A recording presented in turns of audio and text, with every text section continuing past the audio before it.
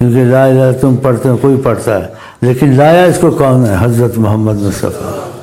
اور کہا افضل ما قلت انا والنبیون من قبلی، اگر افضل کوئی بات میں نے کہی ہے یا کسی نبی نے دنیا میں کہی ہے وہ لا الہ الا اللہ والی بات ہے، یہ اس کو پڑھنا چاہیے۔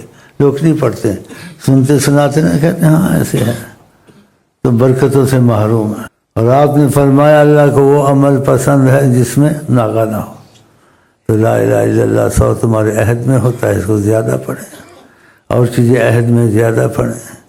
یہ سب آقا جی نے کہی ہوئی ہیں، لیکن آقا جی نے کہا اس کو مت دیکھو جو بولتا ہے، دیکھو کہتا کیا ہے۔ بولتا میں ہوں لیکن بات میری تو نہیں ہے، بات تو حضرت محمد مصطفیٰ کی ہے، کہ تم کو بڑی قدر سے لا الہ الا اللہ پڑھنا چاہیے، کیونکہ حدیث میں آتا ہے 7 زمین آسمان ایک طرف، لا الہ الا اللہ ایک طرف۔